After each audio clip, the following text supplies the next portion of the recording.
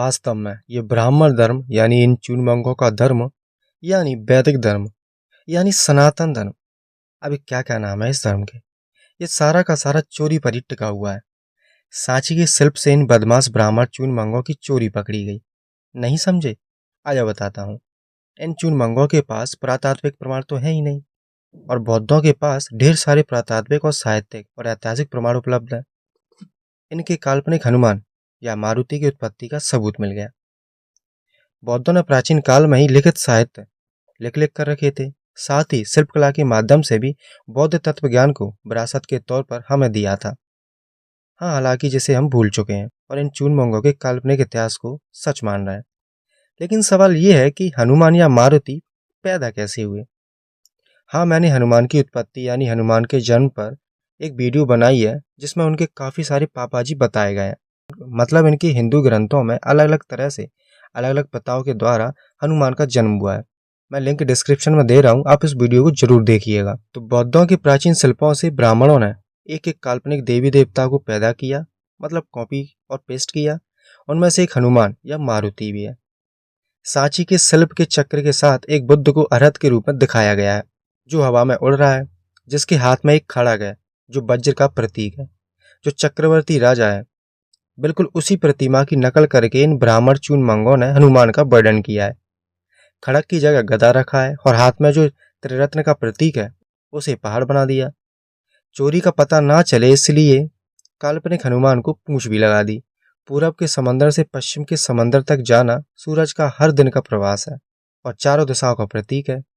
इसलिए एक कथा में बुद्ध अपने सपने में देखते हैं कि उन्होंने विश्व अवतार धारण किया है और दोनों समंदर को अपनी बाहों में पकड़कर उठा लिया है। यह अंगुत्तर निकाय में आया है।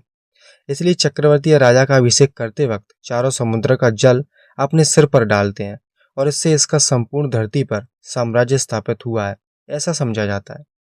इसी वजह से सम्राट अशोक अपने सभी अभिलेखों में राज्याभिषेक का बार बार जिक्र करते हैं, क्योंकि वे भी एक धम्म राजा है।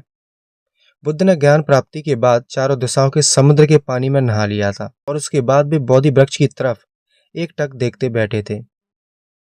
बुद्ध चरित, महावस्तु, जातक कथाएं, धम्मपद में इसके संदर्भ में बौद्ध साहित्य में अरहत अपनी इच्छा के अनुरूप हवा में उड़ते हैं और कहीं पर भी उड़कर जा सकते हैं, ये दर्शाया गया है। मैंने उड़ते अरहतों को मारुति कहा है। बिना किसी पक्षपात के, बिना किसी स्वार्थ के और बिना किसी भ्रम से खुलकर हवा में उड़ते हैं और उत्तर की तरफ उड़ जाते हैं। बौद्ध साहित्य में उत्तर की दिशा मुक्ति की दिशा है, निर्वाण की दिशा है। ये बौद्ध स्तूपों के द्वारा दर्शाया भी गया है। बौद्ध ग्रंथ बताते हैं कि राजमहल का छत तोड़कर अरहत हवा में उड़ जाता है। अरहत अपनी इच्छा से उड़ते हैं, घरों की छत को तोड़कर बाहर निकलते हैं, खुली हवा में उड़ते हैं। बुद्धत्व प्राप्ति के समय बुद्ध ने संसार चक्र की पसलियों को तोड़कर हवा में उड़ान भरी और बोधि वृक्ष के नीचे ध्यानस्थ बैठकर मन की समाधि करते हुए विश्व स्तंभ के ऊपर चढ़ने गए। बौद्ध साहित्य में विश्व को घर बताया गया है और उसे तोड़कर बुद्ध या अरहत ऊपर आते हैं, मतलब वे संसार चक्र पर विजय प्राप्त करते हैं। इस अरहत के इस उड़ान भरने की कल्पना कोई इन चूनमंगों ने जैसे के तैसे चोरी किया, थोड़ा सा मॉडिफिकेशन करके मारुति या हनुमान कह दिया। बदमाश ब्राह्मणों ने सभी तत्व ज्ञान संकल्पना को ध्यान में रखते हुए हनुमान, मारुति ये पात्र का निर्माण कर लिया। बुद्धत्व ये ज्ञान से संबंधित है। बुद्ध को ही ज्ञान का सूरज कहा जाता है।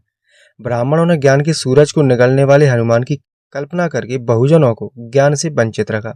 आप ये शिल्प देख रहे हो, इस शिल्प में अरहत हवा में उड़ते हुए दिखाई दे रहे हैं, जो सेम टू सेम आज के हनुमान में दिखाई देता है। देख रहे हो दोस्तों, सारे के सारे इतिहास को तोड़ मरोड़ कर इन चूनमंगों ने कैसे हमारे असल इतिहास को विकृत किया है, हमारे इतिहास को पूरी तरह से तहस नहस कर दिया है। थैंक्स टू अलेक्जेंडर कनिंघम जैसे बाकी के खोजकर्ता, जिन्होंने हमारे इतिहास को हमारे लोगों के सामने रखा, वरना ये ब्राह्मणवादी इतिहासकार कभी किसी की सुनते नहीं है। वे खुद हमारे इतिहास को विकृत करने के लिए नई नई किताबों की रचना करते हैं। जैसे अंग्रेजी काल में काफ़ी सारे पुराणों की रचना हुई है।